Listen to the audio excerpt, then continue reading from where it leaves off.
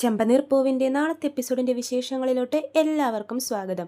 അപ്പോൾ സച്ചി മദ്യപിച്ച് വന്ന് വായി തോന്നിയതൊക്കെ വിളിച്ചു പറയുന്നത് കണ്ടിട്ട് രേവതിക്ക് ദേഷ്യം വരുവാണ്. രേവതി സഹികെട്ട് അച്ഛനെ വിളിക്കാൻ വേണ്ടി പോകുമ്പോഴേക്കും സച്ചി പറയുന്നുണ്ട്, നിനക്കെന്താടി എൻ്റെ അച്ഛൻ സമാധാനത്തോടെ ഉറങ്ങുന്നത് പിടിക്കുന്നില്ലേ?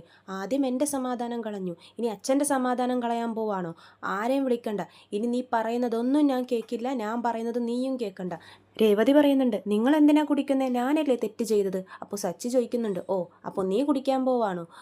നിങ്ങളോട് പറഞ്ഞിട്ട് ഒരു കാര്യമില്ല, വന്ന് കഴിക്കാൻ നോക്ക്, ഭക്ഷണം എന്തെങ്കിലും കഴിക്കാൻ ഞാൻ എടുത്തു വെക്കാമെന്ന് പറഞ്ഞ് രേവതി പോകുമ്പോഴേക്കും സച്ചി പറയുന്നുണ്ട്, രേവതി എനിക്ക് നിൻ്റെ കൈ കൊണ്ടുണ്ടാക്കിയ ഒന്നും വേണ്ട, നിൻ്റെ കയ്യിൽ നിന്ന് ഞാൻ ഇനി ഒന്നും മേടിച്ച് കഴിക്കില്ല എന്നൊക്കെ പറഞ്ഞ് സച്ചി ബഹളം വെക്കുവാണ്. ചന്ദ്ര ഇതൊക്കെ കണ്ട് ചിരിക്കുവാണ് അവിടെ നിന്ന്. എൻ്റെ വാക്ക് കേൾക്കാത്ത നിൻ്റെ കൈ കൊണ്ടുണ്ടാക്കുന്ന ഒന്നും എനിക്ക് വേണ്ട, അതൊക്കെ കൊണ്ട് നീ നിൻ്റെ അനിയനെ കൊണ്ടുപോയി കൊടുക്ക്, അവനല്ലേ ഉത്തമ പുത്രൻ, നീ സ്നേഹമുള്ള ചേച്ചിയും, എനിക്കാരുമില്ല, നിൻ്റെ ഒന്നും എനിക്ക് വേണ്ട, ഇതാണ് എൻ്റെ വിധി എന്നൊക്കെ പറഞ്ഞിട്ട് സച്ചി അവിടെ കിടന്ന് ഉറങ്ങുവാണേ. ബോധമില്ലാതെ സച്ചി ഇങ്ങനെ ഉറക്കത്തിൽ ഓരോന്നൊക്കെ പറഞ്ഞിട്ട് അങ്ങനെ കിടന്നുറങ്ങുവാണ്. ഇത് കണ്ട് രേവതി ഭയങ്കരമായിട്ട് വിഷമിക്കുന്നുണ്ട്. ചന്ദ്ര രേവതിയുടെ മുമ്പിൽ വന്നിട്ട് ഇങ്ങനെ ചിരിച്ചു നിൽക്കുവേ കളിയാക്കിയിട്ട്. അപ്പോഴേക്കും രേവതി ചോദിക്കുന്നുണ്ട്, ഇപ്പം അമ്മക്ക് സന്തോഷമായില്ലേ എന്ന് ചോദിക്കുമ്പോഴേക്കും ചന്ദ്ര പറയുന്നുണ്ട്, ഏയ് ഞാൻ കുറച്ചും കൂടെ പ്രതീക്ഷിച്ചു, എന്നാലും കുഴപ്പമില്ല, ഇപ്പോഴെങ്കിലും അവൻ നിന്റെ സ്വഭാവം മനസ്സിലാക്കിയല്ലോ, കുറച്ചു നാളെ കുടിക്കാതെയൊക്കെ വരികയായിരുന്നു, അപ്പം ഞാൻ ഓർത്തു എന്തു പറ്റി ഇവനെന്നൊക്കെ, ഇപ്പം എനിക്ക് സമാധാനമായി എന്നൊക്കെ പറഞ്ഞ് ചന്ദ്ര ഒരു ചിരിച്ചിരിക്കുവാണേ. രേവതി പറയുന്നുണ്ട്, മോൻ കുടിച്ചു വന്ന സന്തോഷിക്കുന്ന ആദ്യത്തെ അമ്മ നിങ്ങളായിരിക്കും, ഞാൻ ഇതുപോലൊരു അമ്മയെ വേറെ കണ്ടിട്ടില്ല എന്നൊക്കെ പറയുമ്പോഴേക്കും ചന്ദ്ര പറയും, ഇതിനെല്ലാം കാരണം നീയാടി എന്ന് പറഞ്ഞിട്ട് അവിടെ നിന്ന് പോവാണ്. വീണ്ടും ഒരു ചിരി ചിരിച്ചിട്ട് രേവതി ഇങ്ങനെ വിഷമിച്ച് നിൽക്കുവാണ്. പിന്നെ പിറ്റേ ദിവസം രാവിലെ രവീന്ദ്രൻ വാക്കിങ്ങിന് പോയി വരുമ്പോഴും സച്ചി എഴുന്നേൽക്കുന്നില്ലേ. സച്ചി ഇങ്ങനെ കിടന്ന് നല്ല ഉറക്കമാണ്. അപ്പോൾ രവീന്ദ്രൻ രേവതിയോട് ചോദിക്കുന്നുണ്ട്, ഇവൻ എപ്പോൾ വന്നു മോളെ രാത്രി എന്ന് ചോദിക്കുമ്പോഴേക്കും രേവതി പറയുന്നുണ്ട്, അച്ഛൻ ഉറങ്ങാൻ പോയി കഴിഞ്ഞിട്ട് കുറച്ച് കഴിഞ്ഞപ്പോൾ തന്നെ എത്തിയെന്ന് പറയുവാണേ. അപ്പോഴേക്ക് രവീന്ദ്രൻ പറയുന്നുണ്ട്, എനിക്കിപ്പോഴാണ് മോളെ സമാധാനമായത്, നിങ്ങളുടെ കല്യാണത്തിന് മുമ്പ് എപ്പോഴും രാത്രി ഞാൻ ഇവിടെ കാവലിരിക്കുമായിരുന്നു, ഇവൻ ഏത് കോലത്തിലാണ് വരുന്നത്, എന്ത് പ്രശ്നമായി ഉണ്ടാക്കാൻ പോകുന്നതൊക്കെ ഓർത്തിട്ട്, പക്ഷേ ഇപ്പം എനിക്ക് സമാധാനമായി, കല്യാണത്തിന് ശേഷം അങ്ങനെ ഒരു അവസ്ഥ ഉണ്ടായിട്ടില്ല, ഇതിനെല്ലാം കാരണം നീയാ മോളെ, നീ വന്നു കയറിയതിൻ്റെ ഐശ്വര്യമാണെന്നൊക്കെ പറഞ്ഞിട്ട് രവീന്ദ്രൻ രേവതിയെ പുകഴ്ത്തുവാണേ. രവീന്ദ്രൻ അറിയില്ലല്ലോ സച്ചി ഇന്നലെ രാത്രി കുടിച്ച് അവിടെ ഉണ്ടാക്കിയ പ്രശ്നങ്ങളൊന്നും. രേവതി ഒട്ടും പറയുന്നുമില്ലേ. പെട്ടെന്ന് സച്ചി ചാടി എഴുന്നേക്കുവാണ്. എന്നിട്ട് ഒന്നും അറിയാത്ത പോലെ അച്ഛൻ അവിടെ ഇരിക്കുന്നത് കാണും. അപ്പോഴേക്കും സച്ചി വേഗം ഒന്ന് മുഖമൊക്കെ ഒന്ന് വെറുതെ ഒന്ന് റെഡിയാക്കിയിട്ട് ഒന്നും അറിയാത്ത പോലെ രവീന്ദ്രൻ്റെ മുമ്പിൽ കൂടി നടന്നു പോവാണ്. അപ്പോൾ രവീന്ദ്രൻ ചോദിക്കുന്നുണ്ട്, നീ ഇന്നലെ രാത്രി എപ്പോൾ വന്നു സച്ചി, ലേറ്റ് ആയോ, ഓട്ടോ ഉണ്ടായിരുന്നു എന്നൊക്കെ ചോദിക്കുമ്പോഴേക്കും സച്ചി പറയും, ആ അച്ഛ ഓട്ടോ ഉണ്ടായിരുന്നു, കുറച്ച് താമസിച്ചു പോയി. ആ ശരി, നീ പോയി മുഖമൊക്കെ കഴുകി ചായയൊക്കെ കുടിക്കുമെന്ന് പറയുവാണേ. അപ്പോഴേക്കും രേവതി കോഫിയും കൊണ്ട് വരുവാണ്. സച്ചിയേട്ടാ കോഫി എന്ന് പറയുമ്പോഴേക്കും സച്ചി പറയുന്നുണ്ട്, എനിക്ക് വേണ്ട എന്ന് പറയുവാണേ. അപ്പോഴേക്ക് രേവതി പറയുന്നുണ്ട്, എന്നാൽ ഞാൻ ചായ എടുത്തോണ്ടും പറ്റേ. സച്ചിക്കാണെങ്കിൽ അങ്ങോട്ട് ദേഷ്യം വരുവാണ്. സച്ചി പറയുന്നുണ്ട്, എൻ്റെ വാക്ക് കേൾക്കാത്ത, അതായത് ഭർത്താക്കന്മാരുടെ വാക്ക് കേൾക്കാത്ത ഭാര്യമാരുണ്ടെങ്കിൽ രാവിലെ കോഫിയും ചായയും നല്ല വേണ്ടത്, പകരം കള്ളുണ്ടെങ്കിൽ കൊണ്ടുവരാൻ അത് കുടിച്ചോളാം എന്ന് പറയുവാണ്.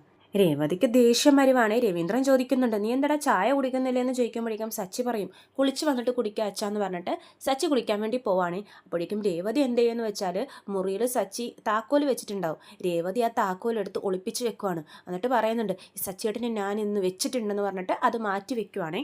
കുളി കഴിഞ്ഞ് വന്ന് സച്ചി താക്കോൽ തപ്പലോട് തപ്പലാണ് റെഡിയായൊക്കെ കഴിഞ്ഞിട്ട് രേവതിനോടൊട്ടും ചോദിക്കുന്നില്ല, ഇങ്ങനെ തപ്പി നടക്കുവാണേ. അപ്പോൾ രവീന്ദ്രൻ ചോദിക്കുന്നുണ്ട്, എന്താടാ സച്ചി നീ എന്താ ഈ തപ്പി നടക്കുന്നതെന്ന് ചോദിക്കുമ്പോഴേക്കും സച്ചി പറയും, അച്ഛ കാറിൻ്റെ താക്കോൽ ഞാൻ എവിടെ വെച്ചു എന്ന് മറന്നുപോയി എന്ന് പറയുമ്പോഴേക്കും രവീന്ദ്രൻ പറയും, നീ എപ്പോഴും വെക്കുന്ന സ്ഥലത്തൊക്കെ നോക്ക്, അവിടെയൊക്കെ നോക്കി വെച്ചാൽ പക്ഷെ കാണുന്നില്ല എന്ന് പറയുമ്പോഴേക്കും രവീന്ദ്രൻ പറയുന്നുണ്ട്, രാത്രി എന്താടാ നിനക്ക് ബോധം ഉണ്ടായില്ലേ എന്ന് ഇങ്ങനെ ചോദിക്കുവാണ്. അപ്പോൾ സച്ചി ഒന്നും മിണ്ടുന്നില്ല. അപ്പോൾ രേവതി അവിടെ നിന്ന് ഇതൊക്കെ കണ്ടുകൊണ്ടിരിക്കുക. ചന്ദ്ര പറയുന്നുണ്ട്, ഇവൻ എവിടെ ബോധം ഉണ്ടാവാൻ, എപ്പോഴത്തെയും പോലെ ഇന്നലെ രാത്രി ഫുള്ളും ഒച്ചപ്പാടും ബഹളമൊക്കെ ആയിരുന്നു എന്ന് പറയുവാണേ ചന്ദ്ര. അപ്പോഴേക്കും രവീന്ദ്രൻ രേവതിയെ വിളിക്കുവാണ്. രേവതി ഇവിടെ വന്നേന്ന് പറയുമ്പോഴേക്കും രേവതി വരുന്നുണ്ടേ. അപ്പോൾ രവീന്ദ്രൻ ചോദിക്കുന്നുണ്ട്, രാത്രി ഇവൻ എങ്ങനെയാ വന്നേന്ന് ചോദിക്കുമ്പോഴേക്കും രേവതി ഒന്നും മിണ്ടുന്നില്ല, സച്ചിയും മിണ്ടുന്നില്ല. ചന്ദ്ര പറയുന്നുണ്ട്, എങ്ങനെ വരാൻ, എപ്പോഴത്തെയും പോലെ കാല് തറയിൽ മുട്ടാതെ പറന്നാവൻ വന്നത്, ആടി ആടി കാല് നിലത്ത് കുത്താൻ പോലും പറ്റുന്നുണ്ടായിരുന്നില്ല എന്ന് പറയുവാണ്. രവീന്ദ്രൻ സച്ചിയോട് ദേഷ്യത്തിൽ തന്നെ ചോദിക്കുന്നുണ്ടേ, രാത്രി എന്താടാ നീ കുടിച്ചാണോ വന്നതെന്ന് ചോദിക്കുമ്പോഴേക്കും സച്ചി പറയും, ഇല്ലച്ച അത് ഞാൻ കുറച്ച്. അപ്പോൾ രവീന്ദ്രൻ പറയും, നിന്റെ കുറച്ചൊക്കെ എനിക്കറിയാം, കുറച്ച് നാൾ ഇതൊന്നും ഇല്ലായിരുന്നല്ലോ, എത്ര എത്ര പ്രാവശ്യം പറഞ്ഞാലും നീ കേൾക്കില്ലല്ലേ, കുടിക്കില്ലെന്ന് പറഞ്ഞാൽ കുടിച്ച് തന്നെ വരും. ഒരു ദിവസം നല്ല രീതിയിൽ പോയാൽ മറ്റേ ദിവസം അവൻ കുടിച്ചു വരും. താക്കോല് മറന്നു വെക്കുന്ന വിധത്തിൽ വരെ നീ കുടിച്ചല്ലോ സച്ചി, എവിടെയാ വെച്ചതെന്ന് പോലും നിനക്ക് ഓർമ്മയില്ല. അപ്പം അത്രത്തോളം നീ കുടിച്ചിട്ടുണ്ട്, എനിക്ക് മനസ്സിലായി എന്ന് രവീന്ദ്രൻ പറയുവാണേ. ഇനി മേലെ നീ കുടിച്ചിട്ട് ഈ വീടിൻ്റെ പടി ചവിട്ടരുത്, അങ്ങനെ കുടിച്ച് വരുവാണെങ്കിൽ തന്നെ പുറത്തെവിടെയെങ്കിലും പോയി കിടന്നോളൂ എന്നൊക്കെ രവീന്ദ്രൻ ദേഷ്യത്തിൽ തന്നെ സച്ചിയോട് പറയുവാണേ. എന്നിട്ട് രേവതിയോട് പറയുന്നുണ്ട്, രേവതി ഇനി നീ വേണം ഇവനെ തിരുത്തിയെടുക്കാൻ വേണ്ടിയിട്ട്, ഇവൻ കുടിച്ച് വന്നാലൊക്കെ അത് വേണ്ടാന്നൊക്കെ പറയണമെന്ന് പറയുമ്പോഴേക്കും ചന്ദ്ര കളിയാക്കി പറയുന്നുണ്ട്, ആര് തിരുത്താൻ, ഇവൾ തിരുത്താനോ, ഇവൻ ഇങ്ങനെ കുടിച്ചു പോയ അത്രയും സന്തോഷമെന്ന് പറഞ്ഞ് അവൾ ജീവിക്കുന്നതെന്ന് ചന്ദ്ര പറയുന്നേ. ഇവൻ ഇങ്ങനെ കുടിച്ചു വന്നാലേ അവൾ വിചാരിച്ച കാര്യങ്ങളൊക്കെ അവൾക്ക് നേടിയെടുക്കാൻ പറ്റുള്ളൂ എന്ന് ചന്ദ്ര പറയുമ്പോഴേക്കും രവീന്ദ്രൻ ദേഷ്യം വരുന്നുണ്ട്. നിന്നോട് ഞാനിപ്പോൾ എന്തെങ്കിലും ചോദിച്ചോ ചന്ദ്രി, അവിടെ മിണ്ടാതിരിക്കുമെന്ന് പറയുവാണ്. എന്നിട്ട് രേവതിയോട് പറയുന്നുണ്ട്, രേവതി ഇനി ഇവൻ എങ്ങാനും കുടിച്ചു വരുവാണെങ്കിൽ ആ ദിവസം നീ കതക് തുറക്കാൻ പാടില്ല, പൂട്ടി തന്നെ ഇട്ടോ, ഇവൻ ഇങ്ങനെ വിട്ടാൽ ശരിയാവില്ല, പുറത്ത് കിടക്കട്ടെ എന്നൊക്കെ രവീന്ദ്രൻ പറയുവാണേ. ഇനി സച്ചിയേട്ടൻ കുടിച്ചു വരുവാണെങ്കിൽ അച്ഛൻ പറഞ്ഞതുപോലെ തന്നെ ഞാൻ ചെയ്യും, വീട്ടിൽ കയറ്റില്ല എന്നൊക്കെ രേവതി പറയുവാണേ. എന്നിട്ട് പറയുന്നുണ്ട്, താക്കോല് ഞാൻ അന്വേഷിച്ച് തരാം, ഇവിടെ എവിടെയെങ്കിലുമൊക്കെ തന്നെ കാണും എന്ന് പറഞ്ഞിട്ട് രേവതി അടുക്കളയിൽ പോയി ചിരിക്കുവാണ്. രേവതി വിചാരിച്ച കാര്യം നടന്നല്ലോ, രവീന്ദ്രനെ കൊണ്ട് സച്ചിക്കിട്ട് ചീത്ത കൊള്ളിച്ചല്ലോ കള്ളു കുടിച്ച് വന്നതിന്. എന്നിട്ട് രേവതി ആ ഒളിപ്പിച്ച് വെച്ച താക്കോൽ എടുത്തിട്ട് അച്ഛാ താക്കോല് കിട്ടിയെന്ന് പറഞ്ഞിട്ട് കൊണ്ടുപോവാണേ. രാത്രി സച്ചിയേട്ടൻ അടുക്കളയിൽ വന്നിട്ടുണ്ടായിരുന്നു, അപ്പോൾ അവിടെ മറന്നു വെച്ചതാണെന്ന് തോന്നുന്നു എന്ന് പറഞ്ഞ് കൊടുക്കുന്നുണ്ട്. അപ്പോൾ സച്ചി പറയും, ഞാൻ അടുക്കളയിലൊന്നും പോയിട്ടില്ല രാത്രിയൊന്നും പറയുമ്പോൾ രവീന്ദ്രൻ പറയുന്നുണ്ട്, നിനക്കതിന് ബോധം ഉണ്ടായില്ലല്ലോ, ഇന്നിപ്പോൾ താക്കോൽ എവിടെ വെച്ചെന്ന് മറന്നു, നാളെ ഇനി കാർ തന്നെ നീ മറന്നു പോവും, ഇതൊക്കെ എവിടെ ചെന്ന് അവസാനിക്കുമോ എന്തോന്ന് പറഞ്ഞിട്ട് രവീന്ദ്രൻ അവിടെ നിന്ന് എഴുന്നേറ്റ് പോവാണേ. സച്ചി ദേഷ്യത്തിൽ അടുക്കളയിലോട്ട് പോകുന്നുണ്ടേ രേവതിയെ ചീത്ത പറയാനാണ്. അപ്പോൾ രേവതി അവിടെ ഇങ്ങനെ നിൽക്കണായിരിക്കും, അടുക്കളയിൽ എന്തോ ഉണ്ടാക്കിക്കൊണ്ട് നിൽക്കുമ്പോഴേക്കും സച്ചി വന്ന് പറയുന്നുണ്ട്, നീ എന്താടി കളിക്കുവാണോ, രാത്രി ഞാൻ അത്ര ബോധമില്ലാതെയൊന്നല്ല വന്നത്, എന്തൊക്കെയാ നടന്നതെന്ന് എനിക്ക് നല്ല ഓർമ്മയുണ്ട്, നീ ഭക്ഷണം കഴിക്കാൻ എന്നെ വിളിച്ചപ്പോഴേക്കും ഞാൻ വേണ്ടാന്ന് പറഞ്ഞ് അവിടെ തന്നെ കിടന്നു, അല്ലാതെ ഞാൻ ഈ ഭാഗത്തോട്ട് വന്നേയില്ല, നീ മനഃപൂർവ്വം തന്നെ ഞാൻ കള്ളുകുടിച്ച് വന്ന കാര്യം അച്ഛൻ അറിയിക്കാൻ വേണ്ടിയിട്ടല്ലേ ഇങ്ങനെയൊക്കെ ചെയ്തത്, നല്ല അഭിനയം എന്നൊക്കെ സച്ചി പറയുവാണ് രേവതി അപ്പോൾ ദേഷ്യത്തിൽ ഇങ്ങനെ തിരിഞ്ഞു നോക്കുന്നുണ്ട്. നിങ്ങളിനി കുടിച്ച് വരാതിരിക്കാൻ വേണ്ടിയിട്ടാണ് ഞാൻ ഇങ്ങനെയൊക്കെ ചെയ്തത്, ഇങ്ങനെ കുടിച്ച് നടന്നാൽ നിങ്ങളുടെ ആരോഗ്യത്തിന് അത് കേടാന്ന് പറയുമ്പോഴേക്കും സച്ചി പറയുന്നുണ്ട്, എൻ്റെ ഭാര്യ തന്നെ ഞാൻ പറയുന്നത് കേൾക്കുന്നില്ല, ഇനി എനിക്ക് എന്തായാലും എന്താ, ആരോഗ്യം പോണെങ്കിൽ പോട്ടെ, ചത്തു പോണെങ്കിൽ പോട്ടെ എന്നൊക്കെ പറഞ്ഞിട്ട് സച്ചി അവിടെ നിന്ന് ദേഷ്യത്തിൽ പോവാണേ. എന്നിട്ട് ടാക്സി സ്റ്റാൻഡിൽ ഇങ്ങനെ വിഷമിച്ച് നിൽക്കുവാണ്. അപ്പോഴേക്കും നമ്മുടെ മഹേഷ് വന്ന് ചോദിക്കുന്നുണ്ട്, എന്താടാ സച്ചി ഇന്ന് ഓട്ടോ ഒന്നും വന്നില്ലേ, നീ എന്താ ഇങ്ങനെ തന്നെ ഇരിക്കുന്നേ, കുറേ നേരം ആയല്ലോ എന്ന് ചോദിക്കുമ്പോഴേക്കും സച്ചി പറയുന്നുണ്ട്, ഓട്ടോ ഒക്കെ വന്നു, ഞാൻ എടുത്തില്ല എന്ന് പറയുവാണ്. അപ്പോൾ മഹേഷ് പറയും, എടുത്തില്ലെന്നോ, ഒരു ഓട്ടം പോലും നീ മിസ്സാക്കാറില്ലല്ലോ, എങ്ങനെയെങ്കിലും ആ മുറി പണിയാൻ വേണ്ടിയിട്ട് കിട്ടിയ ഓട്ടോ ഒക്കെ നീ എടുക്കാറല്ലേ, ഇന്ന് എന്ത് പറ്റിയെന്ന് ചോദിക്കുമ്പോഴേക്കും സച്ചി പറയുന്നുണ്ട്, മുറിയോ, എന്തിനു മുറി, എടാ അതല്ലേ നിങ്ങളുടെ സ്വപ്നം, ഇപ്പോൾ എന്താ നീ ഇങ്ങനെയൊക്കെ പറയുന്നതെന്നാണ് മഹേഷ് ചോദിക്കുന്നത്. എനിക്ക് സ്വപ്നം, അവൾ ഓരോ ശബ്ദം എടുക്കും, ഞാൻ അത് നിറവേറ്റാൻ വേണ്ടിയിട്ട് ഇങ്ങനെ ഓടി നടക്കുക, പക്ഷെ അവൾ ഞാൻ പറയുന്ന ഒരു കാര്യം പോലും കേൾക്കുന്നില്ല എന്ന് പറയുവാണ്. അപ്പോൾ മഹേഷ് പറയുന്നുണ്ട്, എടാ നീ ഇപ്പോഴും ആ ശരത്തിൻ്റെ പ്രശ്നം മനസ്സിൽ വെച്ചുകൊണ്ടിരിക്കുവാണോ, ആ ശരത്തിൻ്റെ ബർത്ത്ഡേക്ക് അവൾ ചേച്ചിയല്ലേ, ഒന്ന് കാണാൻ പോയി എന്ന് പറഞ്ഞ് ഇത്ര വലിയ പ്രശ്നമൊക്കെ എടുക്കണോ അതെന്ന് മഹേഷ് ചോദിക്കുന്നുണ്ടേ. സച്ചി പറയും, അവൻ എന്തൊക്കെയാ കാണിച്ചു കൂട്ടിയെന്ന് നിനക്ക് നല്ലോണം അറിയാലോ മഹേഷ്, എന്നിട്ട് നീ എന്താ ഇങ്ങനെയൊക്കെ പറയുന്നേ, ഞാൻ അവളോട് പോകരുതെന്ന് പറഞ്ഞിട്ട് എനിക്കൊരു പൈസയുടെ വില പോലും അവൾ തന്നില്ലല്ലോ, അവൾ പോയി എൻ്റെ വാക്ക് കേൾക്കാതെ എന്നൊക്കെ സച്ചി പറയുവാണേ. അപ്പോൾ പിന്നെ അവൾ പറയുന്ന വാക്ക് ഞാൻ എന്തിനു കേൾക്കണം, അവൾ അങ്ങനെ കുറേ ശബ്ദം എടുക്കും, ഞാൻ അതിൻ്റെ പുറകെ ഓടണം, എന്നെ ബഹുമാനിക്കാത്തവരെ എനിക്കും വേണ്ട എന്നൊക്കെ സച്ചി പറയുവാണേ. അപ്പോൾ മഹേഷ് പറയുന്നുണ്ട്, എടാ ദേഷ്യമൊക്കെ കള, ഒരു ഓട്ടം നീ മിസ്സാക്കി കഴിഞ്ഞാൽ പിന്നെ ഓട്ടം കിട്ടാൻ പണിയാ, ദേഷ്യമൊക്കെ മാറ്റി വെച്ച് നീ ഇപ്പം ട്രിപ്പ് എടുക്കുക, അത് മുടക്കല്ലേ എന്നൊക്കെ മഹേഷ് പറയുന്നുണ്ട്. ഈ സമയത്താണ് നമ്മുടെ ദേവും അമ്മയും കൂടി സച്ചിയുടെ ടാക്സി സ്റ്റാൻഡിൽ വരുന്നത്. കാരണം സച്ചി നല്ല ദേഷ്യത്തിലാണല്ലോ ഇന്നലെ വീട്ടിൽ നിന്ന് ഇറങ്ങിപ്പോയത്. മഹേഷ് പറയുന്നുണ്ട്, ഇതെന്താണ് നിന്റെ അമ്മായിയമ്മയൊക്കെ ഇങ്ങോട്ടേക്ക് വരുന്നേ. അപ്പോൾ സച്ചി പറയുന്നുണ്ട്, അവളുടെ പണിയായിരിക്കും, എന്നെ സമാധാനിപ്പിക്കാൻ വേണ്ടി പറഞ്ഞു വിട്ടിരിക്കുക എന്നൊക്കെ പറയുവാണേ. എന്നിട്ട് സച്ചി എളുപ്പം കാറിൽ കയറി പോകാൻ പോകുമ്പോഴേക്കും മഹേഷ് തടുക്കുവാണ്, എടാ സച്ചി അവർ നിന്നെ കാണാൻ വേണ്ടിയല്ലേ വരുന്നേ, നീ ഇത് എങ്ങോട്ട് ഓടുക, അവിടെ നിൽക്കുമെന്ന് പറയുവാണ്. ദേവ് പറയുന്നുണ്ട് സച്ചിനോട്, സച്ചിയേട്ടാ ഞാൻ കുറേ പ്രാവശ്യം ഫോണിൽ വിളിച്ചായിരുന്നു, സച്ചിയേട്ടൻ എന്താ എടുക്കാത്തതെന്ന് ചോദിക്കുമ്പോഴേക്കും സച്ചി പറയുന്നുണ്ട്, ഞാൻ കണ്ടില്ല എന്ന് പറയുവാണേ. ഇന്ന് നീ ജോലിക്ക് പോയില്ലേ എന്ന് ചോദിക്കുന്നുണ്ട് ദേവുവിനോട്. അപ്പോൾ ദേവ് പറയും, ഇപ്പം വേണം പോവാൻ സച്ചിയേട്ടാ എന്ന് പറയുവാണ്. അമ്മ എന്താ രാവിലെ ഇങ്ങോട്ടേക്കൊക്കെ പൂ കെട്ടാനൊന്നും പോയില്ലേന്ന് ചോദിക്കുമ്പോഴേക്കും അമ്മ പറയുന്നുണ്ട്, പോണം മോനെ, നിന്നോട് കുറച്ച് സംസാരിച്ചിട്ട് പോവാലോ എന്ന് ഓർത്തിട്ട് വന്നതാന്ന് പറയുമ്പോഴേക്കും സച്ചി പറയും, അവൾ പറഞ്ഞിട്ട് വന്നതാണോ എന്ന് ചോദിക്കുന്നുണ്ട്. അപ്പോൾ അമ്മ പറയുന്നുണ്ട്, അയ്യോ അല്ല മോനെ, അവളൊന്നും അറിഞ്ഞിട്ട് പോലുമില്ല, അവളോട് പറയാതെയാണ് ഞങ്ങൾ ഇങ്ങോട്ടേക്ക് വന്നത്. ഇപ്പോഴും അവളുടെ അടുത്ത് ദേഷ്യമാണോ എന്ന് അമ്മ ചോദിക്കുമ്പോഴേക്കും സച്ചി പറയുന്നുണ്ട്, അയ്യോ ദേഷ്യമോ എനിക്കോ, ഞാൻ എന്തിനാ ദേഷ്യപ്പെടണം, ഞാനൊരു സാധാരണ ഡ്രൈവർ എന്നൊക്കെ പറയുമ്പോഴേക്കും അമ്മ പറയുന്നുണ്ട്, മോൻ്റെ ദേഷ്യം എനിക്ക് മനസ്സിലാവും, അതിൻ്റെ കാരണവും. അവൾ വരുന്നില്ലെന്നാ പറഞ്ഞ, ഞാൻ നിർബന്ധിച്ചതുകൊണ്ട് മാത്രം അവൾ വന്നത്. പിന്നെ ശരത്തും അവളില്ലെങ്കിൽ പരിപാടിയൊന്നും വേണ്ട, എല്ലാം മാറ്റിക്കോ, അവൻ കേക്കൊന്നും മുറിക്കില്ല എന്നൊക്കെ പറഞ്ഞ് ഒരേ വാശിയായിരുന്നു. ഞാൻ നിർബന്ധിച്ചതുകൊണ്ട് മാത്രമാണ് മോനെ അവൾ വന്നേന്നൊക്കെ പറയുവാണേ. ദേവും പറയുന്നുണ്ട്, സച്ചിയേട്ടാ രേവതി ചേച്ചി കുറച്ച് നേരം വന്നിട്ട് അപ്പം തന്നെ പോകാൻ വേണ്ടി നിന്നതാ. കുറച്ച് നേരമോ കൂടുതൽ നേരമോ ഞാൻ പോകണ്ടെന്ന് പറഞ്ഞിട്ടും അവൾ പോയില്ലേ. എൻ്റെ വാക്കിനൊരു വില പോലും അവൾ തരാതെയല്ലേ പോയത്. പിന്നെ ഞാൻ ആ പറഞ്ഞതൊക്കെ എന്തിനാന്നൊക്കെ സച്ചി ചോദിക്കുവാണേ. അങ്ങനെയൊന്നും പറയല്ലേ മോനെ, അവൾ രണ്ട് മനസ്സോടെ അവിടെ വന്നത്. ചെറുപ്പം മുതലേ ഇവരെയൊക്കെ നോക്കി വളർത്തിയത് അവളാ. ഞാൻ പൂക്കെട്ടാൻ വേണ്ടി പോകും, രണ്ടുപേരും ഒരു അമ്മയുടെ സ്ഥാനത്ത് നിന്ന് അവൾ നോക്കി വളർത്തിയത്. അവളുടെ മനസ്സിനൊരു സമാധാനം കിട്ടിക്കാണില്ല. അതുപോലെ തന്നെ ശരത്തിനും അവളില്ലെങ്കിൽ ഒരു സന്തോഷം ഉണ്ടാവില്ല എന്ന് പറയുമ്പോഴേക്കും സച്ചി ചോദിക്കുന്നുണ്ട്, ഓ അപ്പോൾ അനിയൻ്റെ സന്തോഷത്തിന് വേണ്ടിയാണ് അവൾ പോയത്, ഭർത്താവിൻ്റെ സന്തോഷത്തിന് ഒരു വിലയില്ലല്ലേ. അങ്ങനെയൊന്നും പറയല്ലേ മോനെ, മോൻ വേണമെങ്കിൽ ഞങ്ങളുടെ അടുത്ത് ദേഷ്യം കാണിച്ചോ, അവളോട് ദേഷ്യം കാണിക്കല്ലേ, ഞാൻ മാപ്പ് പറയാം മോനോടെന്നൊക്കെ പറഞ്ഞിട്ട് അമ്മ കരയുവാണേ. അപ്പോഴേക്കും സച്ചി പറയുന്നുണ്ട്, അമ്മ ഇങ്ങനെ വിഷമിക്കല്ലേ, അമ്മയോടൊക്കെ എന്തിനാ ഞാൻ ദേഷ്യം കാണിക്കേണ്ട കാര്യം ഇരിക്കുന്നത്. നിങ്ങളുടെ വീട്ടിലെ ഏതെങ്കിലും പരിപാടിക്ക് ഞാൻ അവളോട് പോകണ്ടെന്ന് പറഞ്ഞിട്ടുണ്ടോ?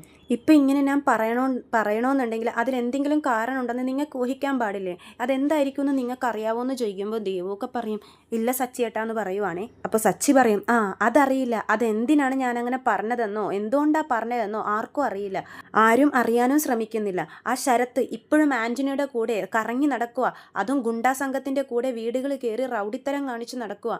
ഇങ്ങനെ അവൻ ചെയ്യുന്ന ഓരോ പ്രവൃത്തിയും നിങ്ങൾ കാണാതെ വിട്ടിട്ടാണ് അവൻ ഇങ്ങനെ ആയി പോകുന്നത്. ഇതൊന്നും മൈൻഡ് ചെയ്യാതെ നിങ്ങൾ അവൻ്റെ പിറന്നാൾ ആഘോഷിക്കാൻ നടക്കുന്നു.